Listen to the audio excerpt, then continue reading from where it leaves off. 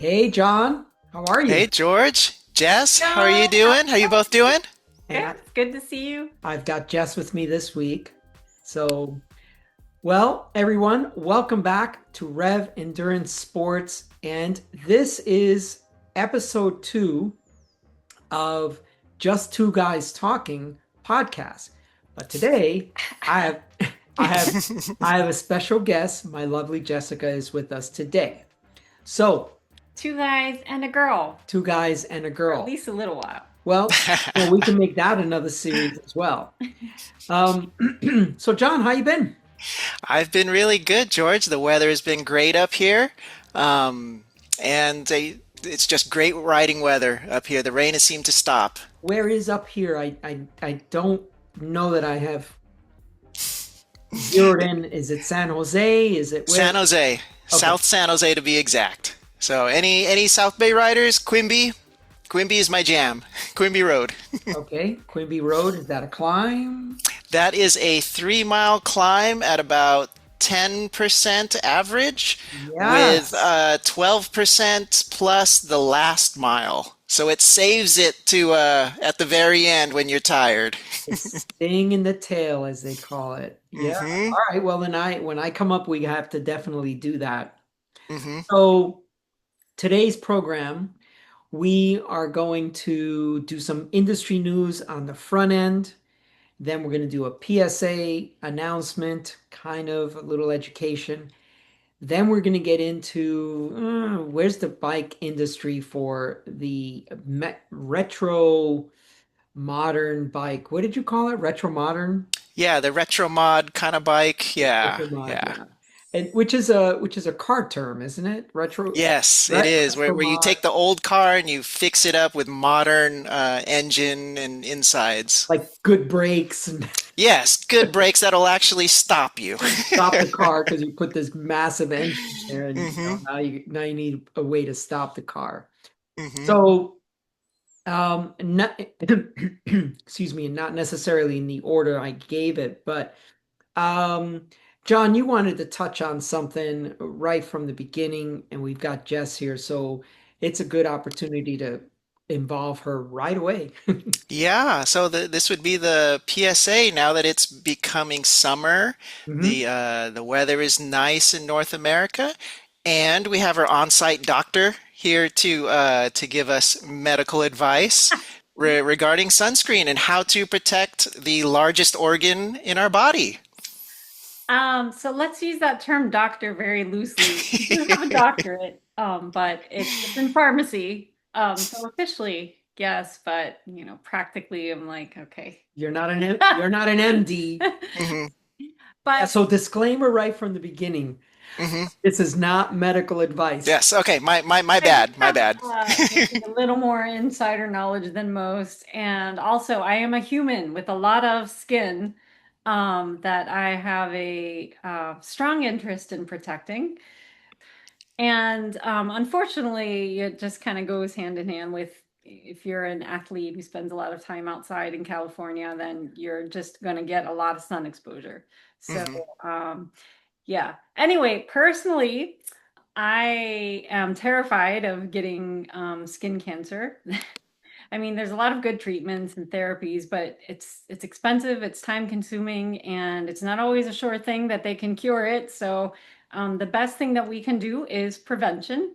hmm So, as George knows, whenever we're getting ready yeah, he's doing this. This He's is making fun of me. no, no, no. There's a whole routine. If I'm Yes, there going is. outside, even for just like an hour, I I won't. I mean, it's part of my routine. I'm getting ready. I put my sunblock on my neck, on my face, the back of my ears. Well, recently we started planning our outfits. We wear long sun sleeves to protect hmm our arms. If we're not doing that, then obviously sunblock on the arms. Yeah, but And I don't think we ever ride on bare arms. well, when we first started riding together, you did. You did. Oh my gosh, yeah. And that's what, Busted. well, I know, and George is brown. So he does have a little more natural protection than someone like me. but still, it's you're still at risk. So Yeah, you no, of should course. still be, Of course. But anyway, once George and I started hanging out together, I was like, oh, you want to be doing a little more, especially George, And she sprays because stuff he's on out me there for too. so many hours. Yeah, So yeah, yeah. yeah. So one issue I always had when I was starting is how to keep the sunblock out of my eyes. So Yes. are you a sunblocker? I'm not a sunblocker, partially because the way it can get in my eyes. I mean, I already have a hard time when the sweat goes in my eyes, and that's already painful enough. So I admit I do not put sunblock on my face. Yeah, well, I mean, I used to have that problem, with the sweat and the sunblock, and now your eyes are burning for 6 hours, Hmm. and it's horrible. So I actually found a sunblock. It's made by this company here in San Diego. They they do cosmetics with Oh. high SPF, like Hmm. SPF 50, 40, stuff like that. One of the products that they make is awesome. It doesn't go in the face. I mean, it doesn't go in the eyes. And it makes you look all glam if you're a girl. It makes you, Hey, yeah. guys can look glam too, Oh okay? my gosh, guys look even more glam. No kidding. So it took a little while for me to like find something that worked for my face, but I did. So what was he saying? Oh yeah, George's brown skin, Yeah. and so it's a whole thing. It's just built into my Yeah, preparation. and that's the thing too. You just got to put it into your routine. And if, like myself being the guy, cup of coffee, do the business, I'm on the bike in 20 minutes, right? Hmm. But if you want to do the sun protection, then you got to add some extra time for that. And you got to, so when Jess gets ready, I mean, she has to go through this routine and it's just extra time. And you just build it in and then you're done, right? But yeah, I really like the sun sleeves and like, yeah, Hmm. that's low maintenance, yeah, right? You that's just throw nice. that Yes. on. And then we also wear the sun knees or sun Hmm. legs. And the black ones in particular, they look like leg warmers. And so if you wear those, then you don't have to wear all that other stuff, right? But Hmm. there's white ones that we also have. I'm not sponsored by Pearl Izumi, but they're affordable, they're of good quality, and just get yourself a pair. Yeah, you can use them Yeah. over and over. Yeah, yeah, yeah. Yeah, and I'm a big fan of the sun sleeves and the sun legs, and I've found that on the hot days, it really does cool you down, versus the bare skin with the Yeah, sunlight. the Hmm. sun hitting your direct skin is hotter. I mean, Yes. how all the people that live in, 100-degree desert heat in the Middle East and other places like that, they're covered up from head to toe, Hmm. Hmm. even though it's what 100 plus and the sun is blazing, right? But that's because it'll be cooler if you're covered. Yeah, Hmm. yeah, Hmm. yeah. I would just say too that for me, like part of the reason I'm a crazy sunblocker is just my occupation. I'm a pharmacist in retail, so I have a lot of patient-facing contact, and all the time people are, and I live in, San Diego County. So all the time people are coming into the pharmacy. They have band-aids on their heads, on their noses, Hmm. stitches here, and they're picking up their creams and their ointments and, everything post-surgical, post-chemo care. And so for me, I get pretty constant reminder of it. Whereas, the lay person who's maybe not in healthcare, you tend to just like don't think about it because it's not in your face all the time. Yeah. Yeah, we take it for granted. Absolutely. We take it for granted. How's your week been? My week has been pretty good. There's a local ride that I do. I did it with my good friend Cassidy. Hey, Cassidy. Huh? It goes along Foothill Expressway over along the peninsula, and it ends in Stanford, which is our turnaround. And one of the nice things with this ride is you're going through Palo Alto and Los Altos, which are very affluent areas. So you see all the Pinarellos, the Colnagos, all the fancy bikes. Yeah. If you've got a nice bike, this is where you want to be seen. And we were at our turnaround point, and my friend Cassidy pointed out this steel bike that was waiting at the light. And I looked over, and I was trying to read the down tube, and it ended up being a Richard Sachs. Oh, yeah. And so, which is a very famous custom builder for those of you not in the know. Is he in Connecticut? Where I He know he's on is. the East He's Coast. way on the East Coast. Northeast. Yes. Yeah. Yeah, but I mean, these are very sought after custom bikes. And so I walked over to him. I said, I like your bike. Are you the original owner? And he was. So this was his custom bike fitted to him. Mhm. And it was just great seeing one in the wild that, these bikes, you only see them kind of on the internet. Well, not only that, but there was this urban legend that there was a 3-year waiting list to get a bike from him or something like That's that. true. That's true. I've heard that. I have And heard also that. that he had stopped for a Hmm. while. That, oh no, I'm no longer making bikes. And so yeah, so that drives up the desire and the exclusivity of it. So And the legendariness of it too. But yeah. that was my high point of the week. How was your week, George? How's it going there? Shop is still very busy. As you know, I did sign up for that 1200K, so then I had to kind of stretch my legs out as I Yeah, I saw the always. Strava miles starting to pile up a little. Yeah, so I ended a week of about 460 miles, did a 200 miler on Saturday. So, just trying to see how am I going to deal with this 1200K. Yeah, do you feel at all that you're doing a little bit of like the last minute cram before someone exam? Well, that's pretty much what it feels like. Yeah, it's like I'm one of these college students that's, at 2 o'clock in the morning, eating no-dos, trying Yeah. to. And when's your deadline, George? When is this thing exactly? When is this project due? Hmm. So it begins on June 19th. Oh, that is coming up really fast. Right. So Really fast. today is what? The 29th of May. Hmm. So yeah, Less than a month?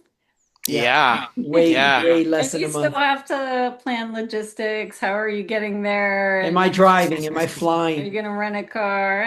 Yeah, it'll all work out, right? It'll all work You out. could just bike there, right? Well, literally could. I mean, I think it's 1,000 miles away, and the ride Hmm. is 750 miles. There, So there you go. It'll be your warm up. my point is, I mean, that's how far this particular ride is. It's how far I have to drive to get there. So Hmm. anyway, let's start doing some news stories to get some folks up to date on some things. There is a lot of bad news. There's a lot of companies that are having some issues with tariffs and on again, off again type of thing. There's one company that came to mind and came up a few times on my bicycle retailer industry news thing, and it's called Kent International. Have you heard of them? I haven't heard of them, George. And I hadn't either. So this is a company, and I went to their website. I mean, they've got a plethora of bikes, kids bikes, adult bikes, and they're like 500 and below or 600 and below Okay. dollars. But they're being impacted by these tariffs. So there was a story back in April 29th, and they were talking about, well, if this thing continues, we may have to lay some people off. And Hmm. they have a factory in South Carolina, and they employ Oh. about 100 Hmm. people. A bicycle factory. Yeah, so these bikes are made in America to Well, sort of assembled, kind of, sort of assembled, painted, that kind of finished thing. at least. Right. But yeah, the tariffs are impacting them because they bring in the the Chinese Hmm. components and stuff like that. Hmm. Well, May 29th, so this is a month later from that other story, they had to lay off 64 people. Oh, So you're looking at 64% of their workforce, right? yeah. 100. Not good. not good. GoPro, which is up in what, San Mateo area, Mm-hmm. they Mm-hmm. had their revenues dropping quite a bit. And then we also had, obviously, you know who Rotor is? Yes. Rotor, Yep. Rotor cranksets, Rotor power Cranksets. meters. They were The killing it. ovalized cranksets. I think they were famous for that for a little bit. Mobilized chain rings, yep, all that. Do you have one of those? I know one of your bikes has an oval thing on it. Yes, they were absolute black chain rings, but the concept came literally from Rotor, and then Mm-hmm. Absolute Black said, "Oh, well, let's do some research and we'll do it our way." But basically, and if you're not aware what an ovalized chain ring is, yes, it's oval, but what it's supposed to do is, for example, if it's a 53 chain ring, it's supposed to be like a 56 in the big side, but then really smaller on the bottom side. So it kind of you're supposed to be more efficient. I don't know if Mm-hmm. I feel anything, you I know. Oh, really? You I you didn't don't feel too much? I don't know. I don't know. But you need a power meter that measures that. And Mm-hmm. so the Favero Asioma pedals will measure an ovalized chain ring. Just Mm. better data comes from that. Mm-hmm. Mm-hmm. But Rotor's office closed. Now I believe they were in Colorado. So Mm. it's a Spanish company, but the Colorado office closed, which, kind of sucks. Yeah. I would get a lot of the stuff from there within a day or two, for my customers. So Mm-hmm. now I don't know what's going to happen with that, but let's end with a good story. Are you familiar with Guardian bikes? I think I've seen some of the YouTube ads, I want to They, say. That's what it sounds like. I think they were Guardian? advertising like a balance bike or a way to learn riding with taking off Mhm. the pedals. They That's may have a balance bike, but their biggest selling point is their braking system. I've never heard of it, by the way. Yeah, yeah. Guardian bikes. Guardian bikes. Guardian Bikes just closed a $19 million deal to open up a factory in Indiana. So Seymour, oh, Indiana. great. Yeah, so Tommy, I don't know where Seymour is to where you live. I need to quote some of this stuff because when CEOs start talking this way, you want to quote them and see where this is going to end up. The first large-scale bicycle frame manufacturing operation in the United States. Didn't we have that before with Schwinn? Yeah, I was gonna say Schwinn kind of beats it. Well, I mean, Schwinn did, so maybe they're the first in this millennium. Right? And then it goes on. It says this collaboration with JP Morgan Chase is helping launch a new era of American high-tech manufacturing and working class job creation. We're not just building bikes, we're rebuilding an industry. And we're doing it with cutting edge automation, good paying local jobs, and unwavering commitment to safety, quality, and resilience. So the company said the new Seymour, Indiana facility will feature robotic welding, advanced laser cutting technology, and vertically integrated logistics. It will produce bicycle at scale using domestic steel and aluminum. So, these Okay. things. Yeah. And it says that, this will be a catalyst for a supply chain in the Midwest, right? Mm-hmm. From handlebars to hubs to all that stuff. Yeah, this Guardian bikes, and I've worked on these before, and this relates to this video that I did just recently about, hey, grab your front brake because it's your most powerful Mm. brake, Mm-hmm. right? If you missed that video, it's out there. What Guardian, they call it the Sure Stop thing. So it's only one brake lever, okay? But it controls both brakes. I think I did see a video on this. Yes. So when you squeeze the brake lever, what it does is it clamps down the rear brake, but when it does that and it creates some pressure on those brake pads, it actually will then via cable squeeze the front brake. So Hmm. does it like feather them? Or does it alternating front and rear or simultaneous? Simultaneous, concurrent, not Hmm. simultaneous. So not like at the same time, but when you squeeze one, when those pads hit, then that creates the Hmm. action to squeeze the front brake. You'll see with our bikes, we have just a single brake lever. And when the lever is activated, just the rear brake activates. And as the bike moves forward, the force is intelligently transferred to the front brake as well. When you compare the effectiveness of SureStop to traditional brakes, the results are clear. Faster stopping in shorter distances equals safer results. So with young riders and people who, may not have any finesse with, okay, grab the front brake because it is your most powerful brake, but don't grab it like, death grip. This is a very good solution to get kids to ride their bike one brake, better than a coaster brake and better Hmm. than, individual brakes, and they use a high quality braking system as far as the materials, right? Hmm. But let's talk about the fact that it's a $19 million deal for these kids bikes. Oh, I just had a question because Yes.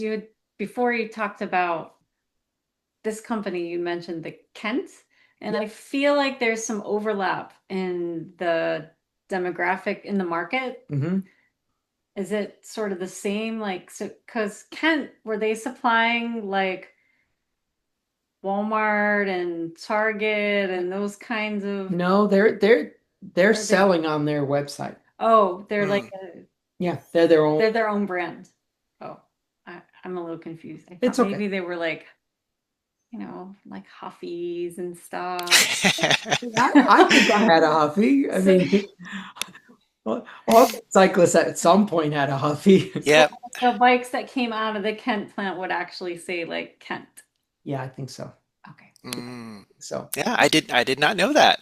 going back to that story, they're being terribly impacted by the tariffs. So their Hmm. business is Oh, declining, and now it sounds like the Guardian bikes maybe is gonna scoop up that yeah. market I share mean, if you and want to, maybe hopefully create even a greater market share because I don't know when you were reading about the Guardian bike company from what it says on their website, yeah. it kind of made me feel a little excited. They're like, hey, we're doing this really amazing thing. We're bringing good Hmm. jobs. We're going to manufacture bikes in Indiana. And I started thinking, well, maybe that will help with the people who are like anti-cyclists because we're out there on the road and they're Hmm. like, oh, you don't pay for registration and stuff. But maybe it will kind of like start generating a little enthusiasm for the cyclist if it can create good, viable jobs and help. Hmm. Or at least a little sympathy. Yeah, at least a little sympathy, but be like, maybe I don't ride a bike, but I help make these bikes. Hmm. And I Help and I gotta sell them. economy Well, of my Hmm. state and my people. So I think Hmm. that we see people out riding them. yeah, Hmm. yeah. Let's get on to our discussion of the day. Provocative question. I said, you know what? I deal with this every day, but go ahead and you Hmm. you lay it out first. At least in my area, there seems to be a little bit of a push for the retro mod bike, kind of the steel bike, whether it's a brand new steel or it's a used steel bike, and then you put either modern componentry on it or you just kind of restore it back to brand new state. And Former greatness, by the way. yes, former greatness, former greatness. In fact, there was a Mount Hamilton ride that was all vintage bikes.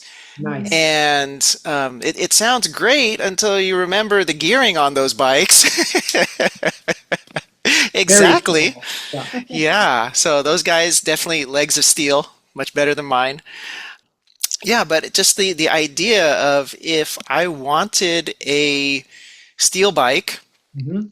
basically I'm either looking at used or a new bike, and then there really just aren't that many people putting out new quality steel frames. I should put quality in front of that. And also just once you get your Well, frame, there's quality and then affordable as well. yes, Because yes. yeah, you could get a quality frame, but affordable, maybe. Yeah, you could afford it. Yeah, but once you get that frame, what are you putting on it? Because all the top tier rim brake group sets are fading away. Even the wheel development to get a top tier wheel is very slim pickings now. Very slim pickings. Well, one of the reasons why I wanted to have this podcast with you is because I love Shimano, and for some reason you. Ugh. Sorry, something just came up. I had to I put it know. back down. But because we need to have opposing views on things so that there's discussion. Hmm. Hmm. Unfortunately, in this particular topic, I have to agree with you, and that is going to be difficult to it's literally unsurmountable. I'm glad we're recording this that you're going to agree with me. Yeah. Yeah, only one time. Okay, I'm gonna milk it for all it's worth. Yeah. This literally happened today. And then I can tell you about yesterday. Today I had a gentleman call me, said, "Hey, I'm looking for a 55 Ritchie Road Logic because my TCR gave up the ghost." I said, "Oh, what Hmm. happened?" "Oh, it's cracked, blah, blah, blah." Right. Carbon. Carbon will crack. Carbon will Carbon will break. break. It's just a matter of time. And I said, "Oh, I just sold the 55 Ooh. yesterday." Right? I mean, he was literally a day late, Mm-hmm. dollar short. And he says, "Yeah, I've been looking all over for it for a 55." And Richie is sold out on these now. But let me take you to yesterday. So yesterday, a gentleman comes in. Actually, he's the gentleman who I did the recording, the bike profile on the Flaminol, Mm-hmm. the titanium big tire Mm-hmm. travel bike. Mm-hmm. Bob, Bob, Flanimal Bob. Flanimal Bob. So he bought my breakaway.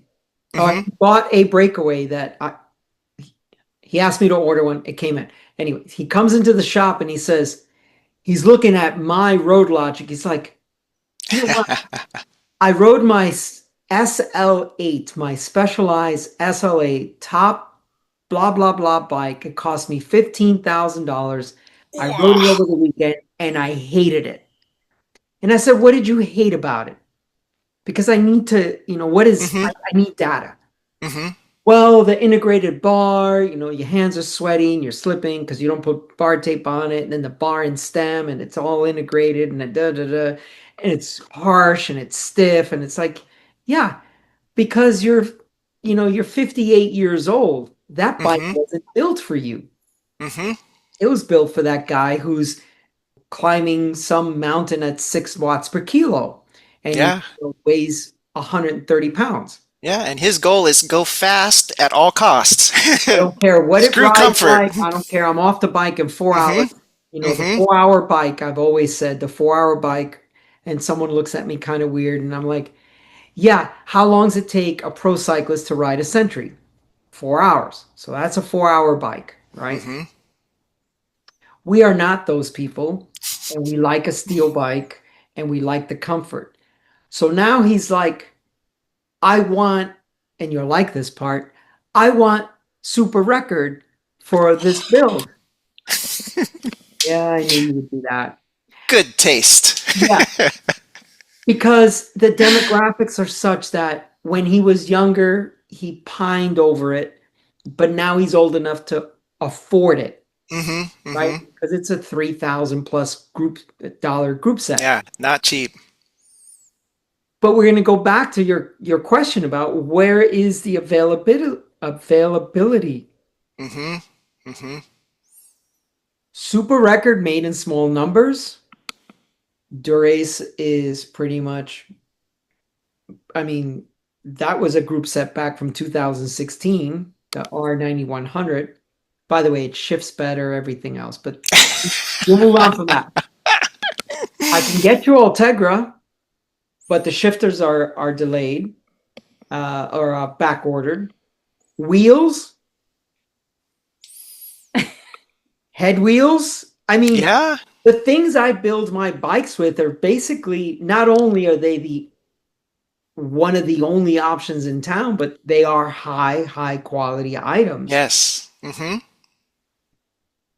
Brakes, if anyone wants tire clearance, I keep ordering EE brakes for those people to get the tire clearance on on a rim brake bike that doesn't have God, what am I thinking? The long reach or mid range. It has to Mm-hmm. be the road group because that's the problem. That brake mount is so close to the tire, Mm-hmm. can't use aftermarket brakes like a Grand Cru or Paul components to ride a 30 plus tire.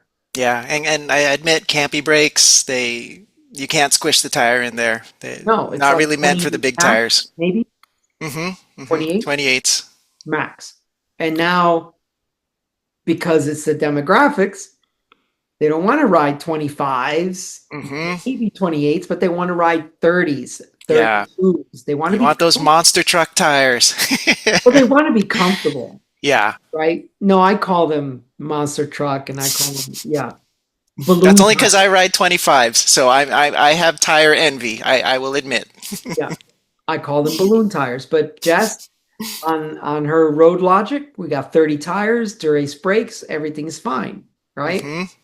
And this is the thing. I mean, as we get older, we don't care to have the lightest, stiffest, most aero. We don't care about any of that stuff. We want to be Mm-hmm. comfortable and we want to ride our bikes for a long period of time. It's nice to have a tire that you don't have to worry is going to go in the grates, you know? Oh, or cracks that are Yeah. lengthwise on the road. I mean, Yeah. there's tons of time I'm sitting there and I'm pointing stuff out to her that if you were riding a 23 tire, bloop, You'd be missing teeth right now. Yeah, I was test riding my friend's Trek, and I believe he's got 32s on there, mhm, and my Ultra typically I have 25s, and I was telling him, yeah, I'm not even looking at the road. It's just whatever's in front of me, I'm going right over it and not feeling a thing. just plow through it like Yeah, absolutely. when the 29 tire for mountain biking came out. Mm-hmm. Mm-hmm. So your question is, well, what other frames are there? I honestly don't know. I don't know. I mean, is Soma still making a rim brake frame? Yeah, I don't know if they're necessarily making a rim brake. I mean, Botekia's got their Legendaria, but I mean that's a Halo frame. Colnago's got their Master, which is again another Hold on. Halo made to order kind of Okay, so frame. they're still making that. Yeah, they're on their websites. So again, I don't know the availability of the realistic possibility of actually getting one of those.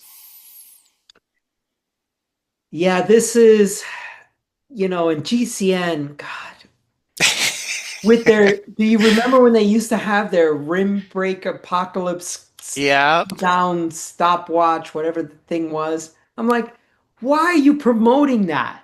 Mm-hmm. Mm-hmm. Well, I mean, they're paid to, George.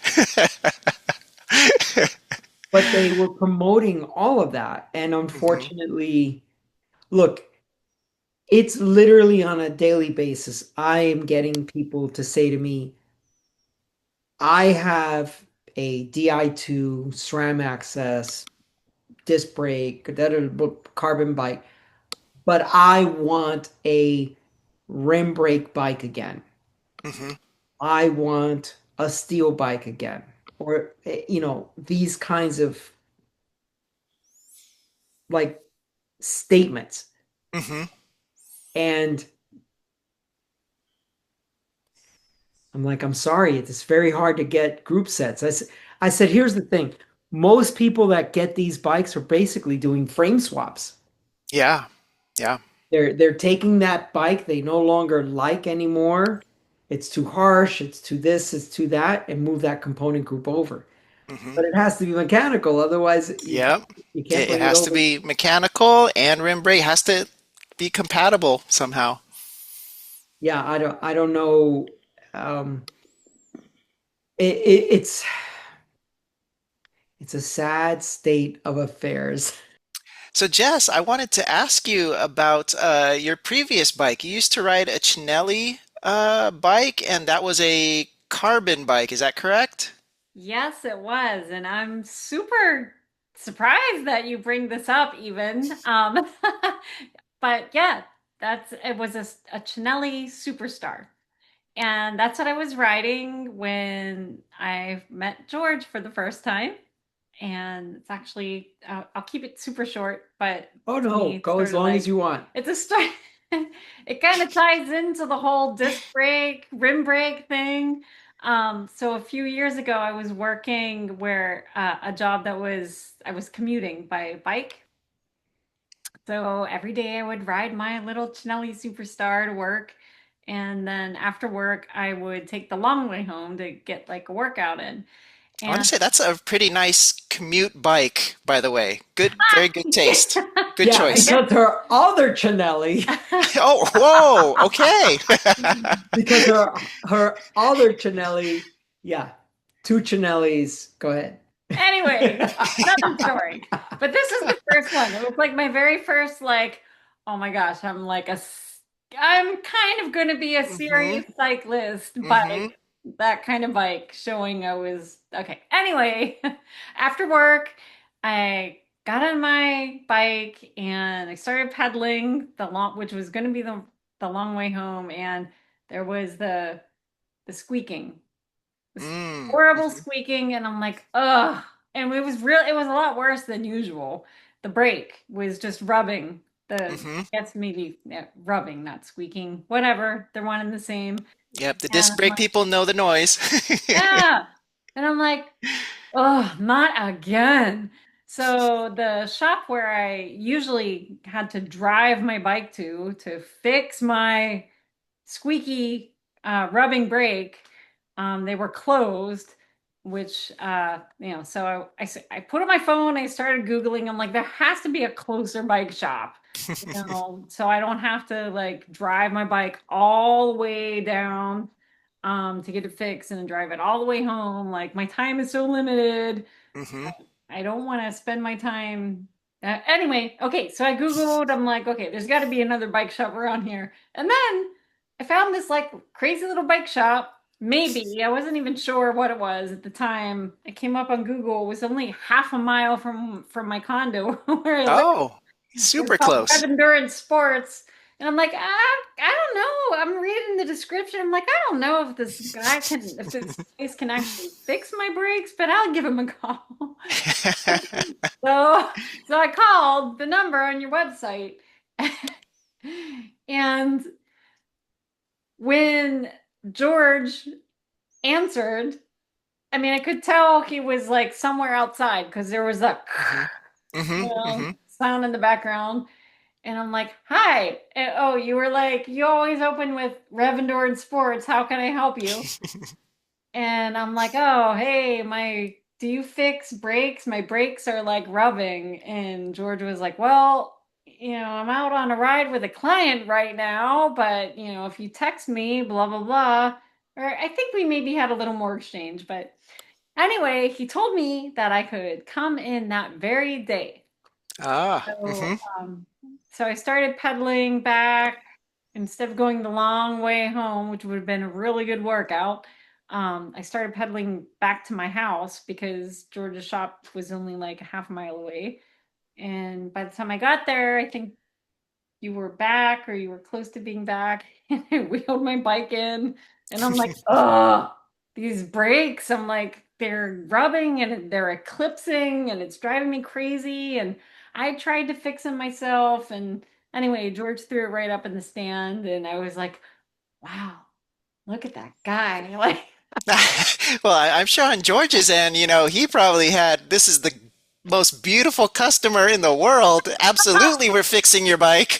I don't know. Knowing George, he was probably carbon bike. Like, well, at least it's like not like a trek. Nothing wrong with treks for those trek people, right? Something like foreign from another Yeah. country. It wasn't one of these campy riders. But he put it right up there and he like explained to me what he was doing and he showed me all this stuff. And I was like, you're only half a mile from where I live. I'm like, I think I found my bike shop. And then obviously a beautiful relationship kind of bloomed from there. But so anyway, my Trinelli, since you asked, John, it's still alive and well. Well, it's Wait, alive. which one? It's alive. Well, both of them. So, and I still ride it once, maybe twice a week, when I go downstairs to ride my trainer. It is now my trainer Mm, bike it's the because trainer bike. it is compromised and unsafe to ride Mm. anywhere except in front of the TV set. You're Hmm. on the Netflix.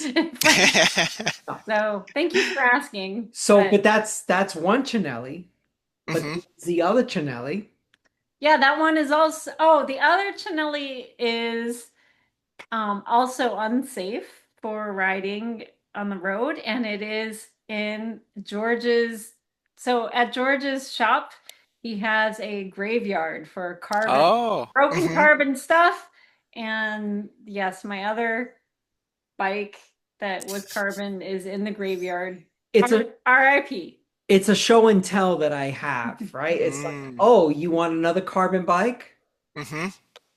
And I go through all of my carbon bikes, wheels, handlebars, all that stuff that's cracked and broken.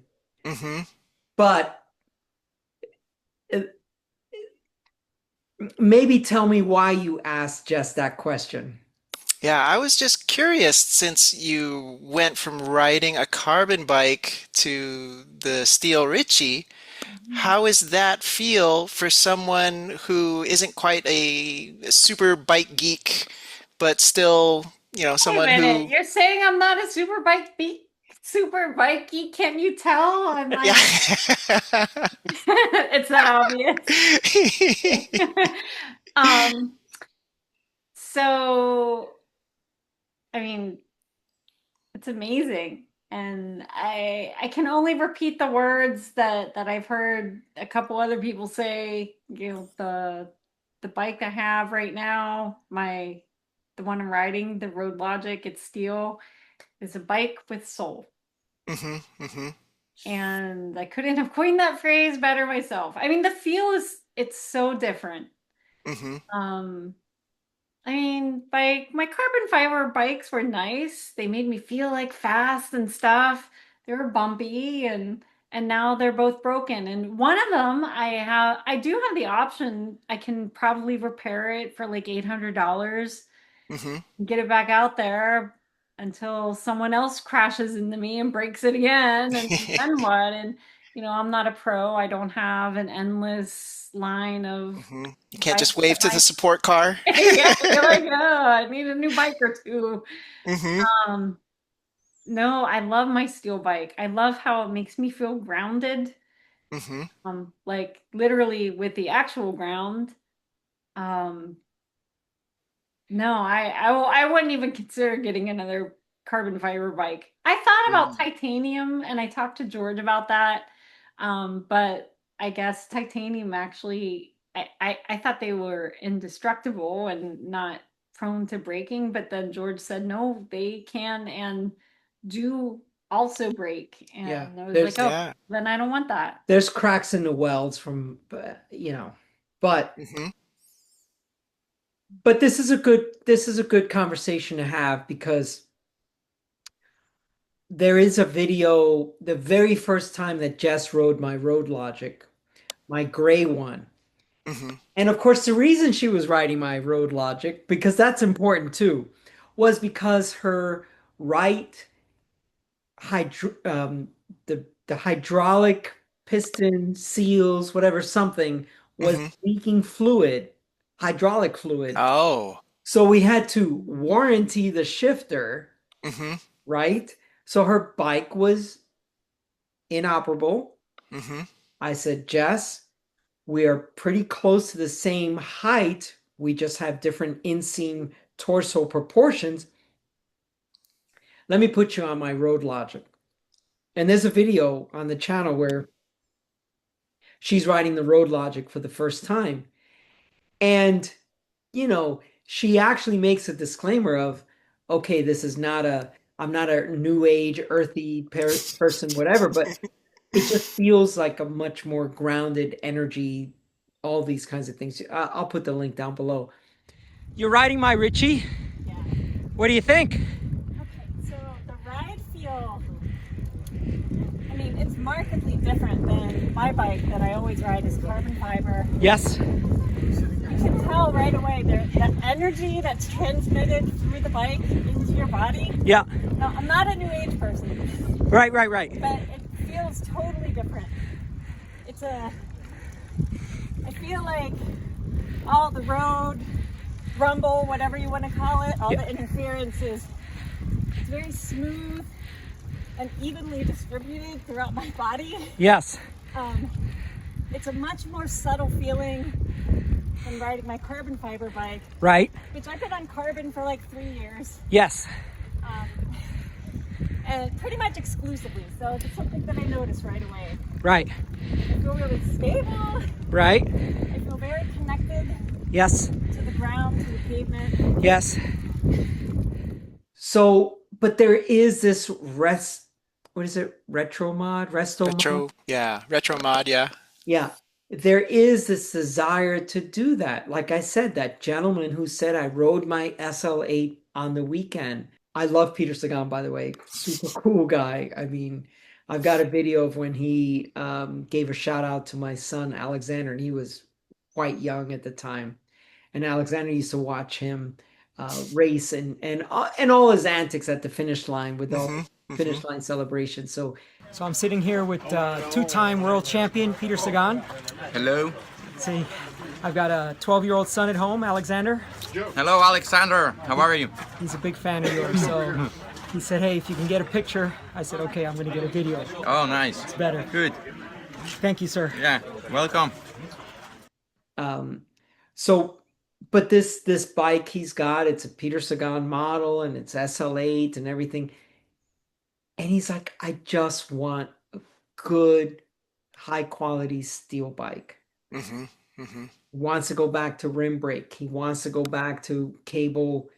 He wants to go back to external cable. All this he says the bike looks great. The SL8 it looks great. Everything's tidy and everything's cleaned up, and you don't see cables and housing, and you don't see any of that. This is more than just the onesie and twosie type people. There is a lot more people than you know Hmm. or than you might imagine that do want to go back. Was it earlier this week, maybe Tuesday? So today's Thursday. I think it was Tuesday. I was out on a ride. Some guy pulls up next to me that I've known for a while, but I haven't ridden with in a long time. But he just pulled up next to me and he's like, "Oh, old school." Because he's looking at my Richie Breakaway. And I said, yeah. And and I'm looking at his carbon bike with his carbon deep section wheels and all the stuff. How do I tell that person that how could I convince that person that what I'm riding has soul, has an intangible thing? how can I? You can convince them, like me, you have to go through the Mm-hmm. experience yourself. Here's my bike, go ride it Yeah. for 3 hours. And then you're like, oh, now I know what he's talking about for the last 2 years that I've But known then, him. yeah, you also Mm-hmm. have to experience all of the issues that come with the disc brakes and the Yeah. carbon and Yeah, the integrated cables. Yeah. Yeah. And yeah, and you and like I used to try to fix stuff myself, and it's impossible. I mean, unless you're, a brilliant mechanic like Rich, you can like do it blindfolded. Like well, the thing me. is, most people are professionals that can Mm-hmm. afford that level, that expensive bike. Mm-hmm. Want to mess around with it in the garage. You just want to go on a bike ride and blow off Mm-hmm. some steam. And, Mm-hmm. we want brakes that don't squeak. Yeah, yeah. One thing, George, I will say about when the guy pulled up to you and said old school is that these modern steel bikes, these are state-of-the-art metallurgy that is involved with them. Even the old stainless steel tubes, they were less than a millimeter thick. And when you think about that, that's incredibly thin. And that's no easy trick to engineer that. And then the way they went from being able to have the steel as you heat it, where it actually hardens to a point where it's stronger than it was before you heated it, where it kind of got, I believe it terms annealing for the steel. Yeah. But yeah, these are not Home Depot pipes that somebody just threw together. Yeah, we call them gas pipe bikes. Yeah. Yeah, yeah. Yeah, that's the thing that is very difficult to explain to someone when, for example, because you mentioned heat treated, when, for example, someone will make a comment on one of my YouTube videos or on the road and say, "Oh, steel bike, this or that." Yeah, this is heat treated, Mm-hmm, triple butted. mm-hmm. Blah, blah, blah, blah, blah. Oh, but it's Yeah. made in China. No, it's made in Taiwan. Mm-hmm, mm-hmm. Right. There's a huge distinction. People in Taiwan don't want to be called Chinese. Yeah, and for those Don't of you want that to, don't know, the triple butted refers to the thickness of the tube, how it's thick on either end, then it gets thinner in the middle to try to save weight. And I mean, even just doing that, I mean, how do you hollow out the middle of a tube without touching the ends? I mean, yeah, yeah. that's magic. And size specific tubing. I mean, all of this goes into, and what size specific tubing means is the tubes are going to be different for the 49 bike as it is Mm-hmm, the 59 bike. mm-hmm, It's very hard to explain to someone why a Ritchie, after tariffs now, a Ritchie Road Logic frame is 1759. mm-hmm, It's not cheap, but it's not cheap, mm-hmm, mm-hmm. right? It's Yeah. not a cheap bike. It's not the steel bike that you might think of. Yeah, So it's not your Walmart bike that you passed going through the aisles or Right. your other big box bike. Like No. I think when I mean I before I knew, I thought the before metal you bike. were enlightened. Yes, before I was enlightened, I thought the metal bike was the one in my childhood pictures where Mm-hmm. one day I decided I was going to cover the rust spots by painting it. and, A and, rattle can yes, special. and I was gonna make Oh, so my parents were like, okay, go crazy. So I spray painted it and it looked awful, but I thought it looked way better than the rust. And that's what kind of grew up thinking, okay, that's what a metal bike is. Yeah, Mm-hmm. yeah, Mm-hmm. yeah. Yeah, these are not those bikes. No, These are not those bikes. How do you build them? That's the thing. I mean, it's almost like I want to like have a petition to Shimano or Campagnolo. I think we were talking last week about them reducing their inventory Mm-hmm. Not inventory, but their lineup Their of lineup. component Mm-hmm. groups. Yeah. The thing is, most of the bike industry is driven by what the professional cyclists request, Mm-hmm. need, race.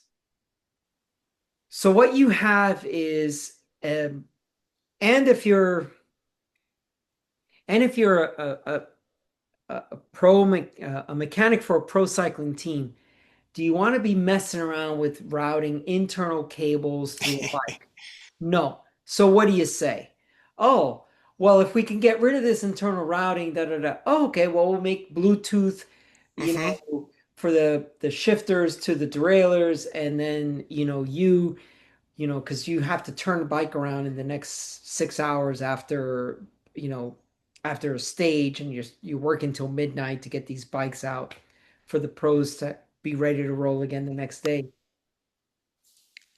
You do one thing, it's like I've always said, one lie begets another lie begets another lie, right? Mm-hmm. You have to Mm-hmm. okay. So if you're doing these component groups to eliminate the internal cable routing, and you're doing the Bluetooth, and then you got the Mm-hmm. battery, and then what do you got to do with the batteries? Oh, well, let's create. Did you see what SRAM did with the battery thing? They got like a solar panel something. Did you see? No, I didn't see that. Oh They my got this gosh. thing where you put it on the back of your bike, and I guess it's a solar thing to recharge your battery. Yeah, I guess. But why? If you Yeah, just got if you just got a cable operated derailleur, mm-hmm. look, It's I had a gentleman come in earlier this week. His DI2 derailleur wasn't working, wasn't moving, and he was like, all I did was change from my race wheels to these training wheels. And I'm like, I don't know. And I'm pushing the button, I'm looking, and I can see the cam move, or I can see the motor, whatever, moving, but the linkage was not there. So when I went to push the linkage, boom, it broke. I'm like, oh.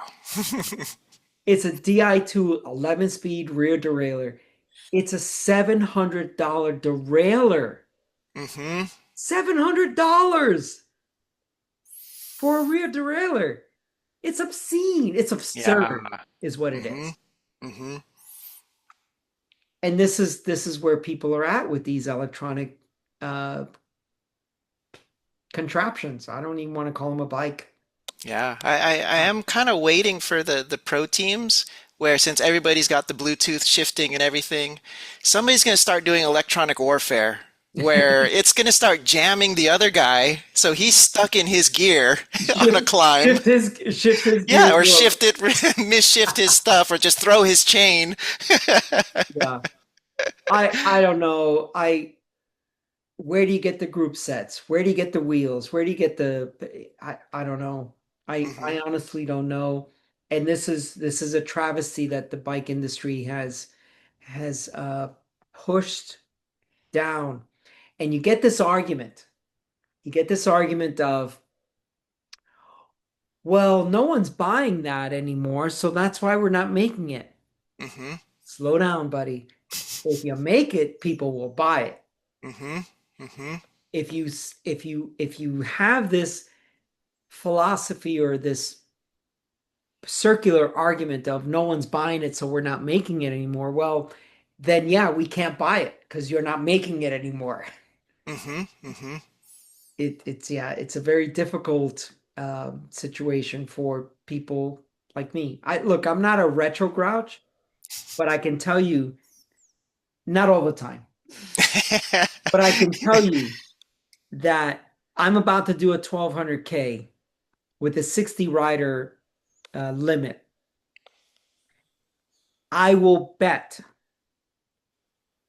$1, a gentleman's wager, that there will be someone out there out of only 60 riders who is going to have an electronic failure on one of their bikes Hmm. or have a disc brake failure on one of their bikes. I can bet that $1 with certainty because it happens at every ultra I'm at. Hmm. I have $1. I'll go in. You'll wager? Yeah. Okay. Yeah. Anybody else in YouTube I'll take gonna that come out action. here? I'll take that action. That'll be fun. Look, I'll if someone doesn't, then I will report back and say no one had any issues, but someone's gonna have a derailleur battery die or just something. Something's Mhm. It happened to Brooke at that 600K with the rain. It happened to the other lady on that other 600K I did. DI2 bike died, so we had a SRAM bike, a DI2 bike, so no one's immune to this Mhm. catastrophe. Um, I don't know. I honestly don't know. Anyway, let's give the folks that are watching, let's give them some reprieve of our Mhm. ranting and our raving and our wishing of the way things used to be and how we want them to be, and we don't have the power to change a thing. Let's give them a reprieve. John, thank you so much for coming back on 2 weeks in a row. So Mhm. My pleasure. My pleasure. we are starting to create a habit, as they say. Jess, thank you so much for joining us today. Our special guest. Our special guest. I may not know the bike speak, but Yeah. here I am. Yeah, here you are. It's I fine. do ride a bike. No, you ride, and that's the thing. You ride, and that's important because it gives a perspective of someone who is not a bike geek, right? I mean, there's people that they're just engrossed in it, and actually having someone from the outside looking in is sometimes a refreshing perspective. So, Sometimes. yeah, sometimes. Okay, John, thank you so much.